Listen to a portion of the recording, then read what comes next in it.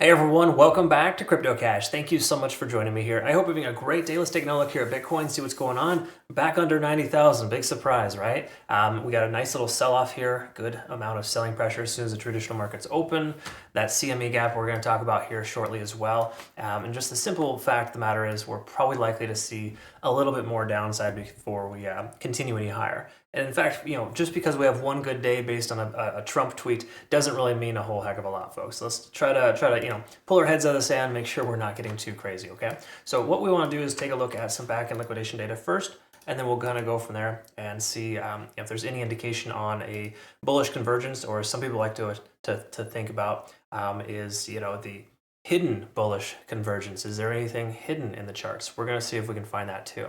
I'm joking for the most part, but the truth is we're going to have a lot of hidden BS, not necessarily bullish or bearish stuff. It's just going to be nonsensical charting for the most part. And when I say nonsensical, I just mean like just these jagged spikes up and down.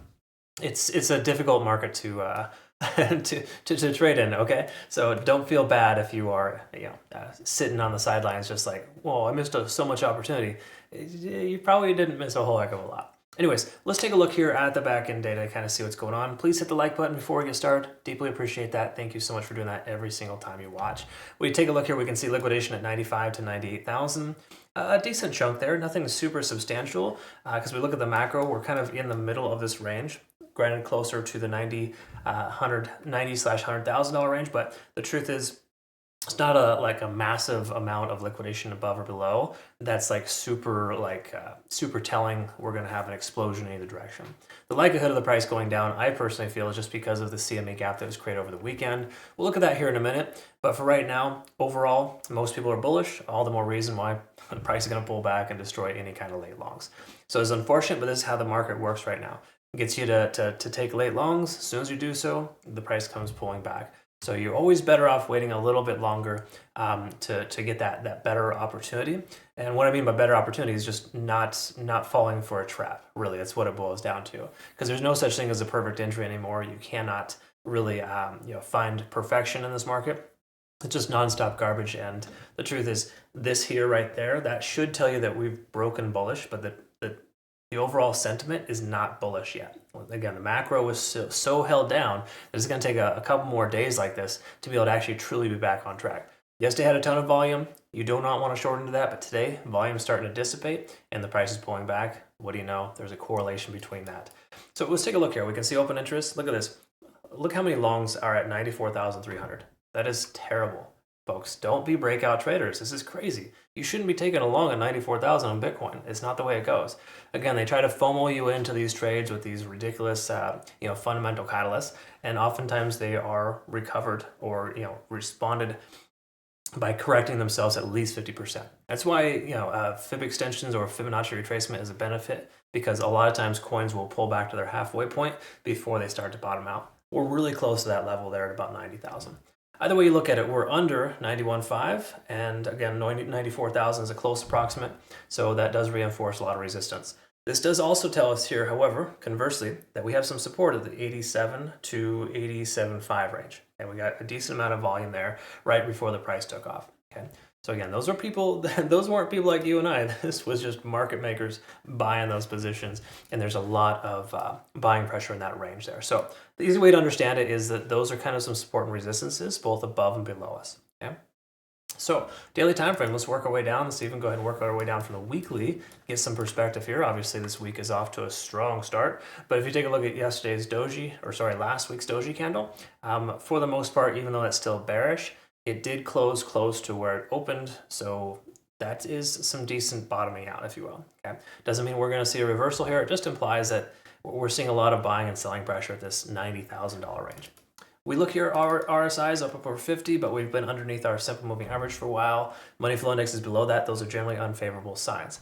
It does imply further continuation of the downside is also still probable. Okay, so please understand that. We can also recognize too, MACD is diverging. There's nothing really on the monthly outside of the 50-day SMA, which is hanging out at 75,000, by the way.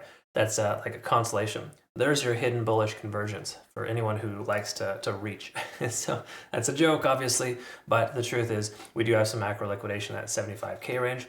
a lot of little stuff that's still left there, but the probability of us hitting the 70K range at this exact moment seems pretty low, just based on how we're in the upper 80/low 90K range for the moment. So just know weekly time frame isn't looking fantastic. There's nothing really there that's beneficial.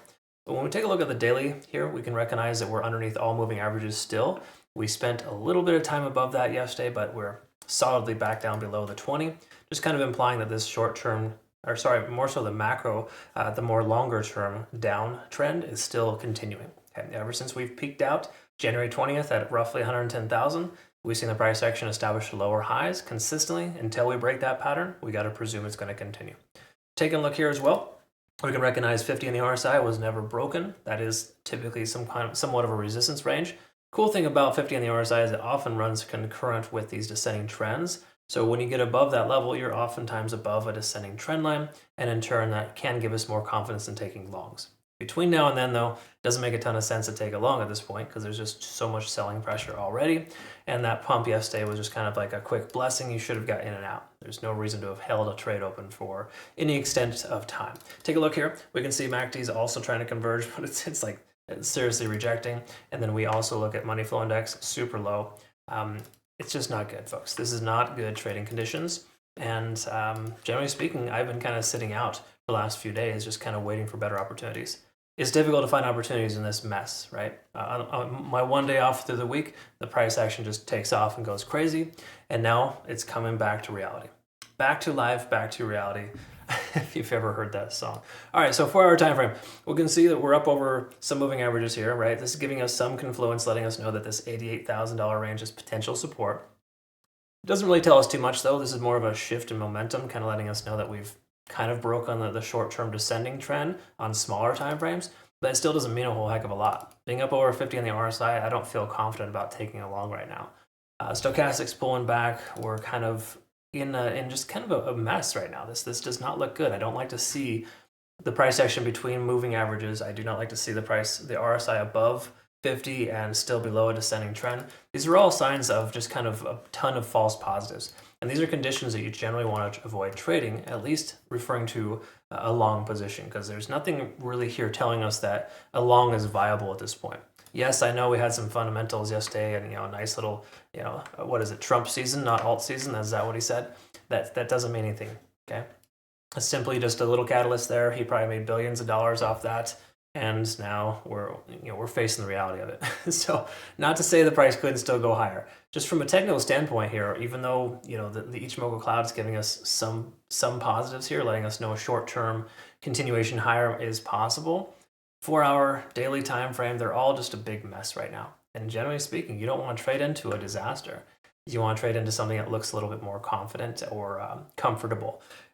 Truth is, we haven't really seen any confident or comfortable type of trade setups in over 2 months. It's just been trash trading. So you just kind of got to roll with it, folks. This is how it goes sometimes. Just pump the brakes. We'll figure it out between now and then.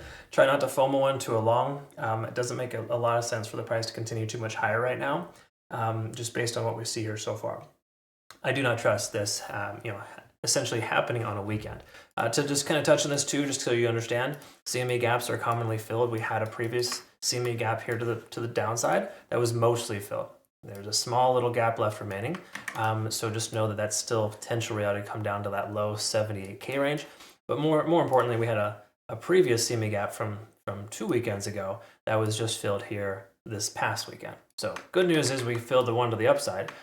Bad news is we created a new one on a Sunday, and we still have the bottom half of this left remaining, okay? So it's not good. This isn't necessarily something you want to try to take a long into. I'm still considering a short. I'd love to see a short in the 91 to 93K range. That's generally what I'm leaning more towards. So once more, this is not awesome, but it is what it is, folks, and you just kind of got to deal with it, okay? So just kind of telling you how it is. That's just generally how it works. Either way, I hope you all have a fantastic rest of your day. Thanks so much again for joining me here. Make sure you reference Bitunix to Phenomenal Exchange, link down below. Between now and March 14th, there's a nice deposit reward bonus. And obviously, I'll have a playout chart on our Twitter, Telegram, and Discord. That's all available for you here, okay? Check it out. All right, folks, hope you have a good rest of your day. Thanks again for your time. We'll see you again soon. Take care.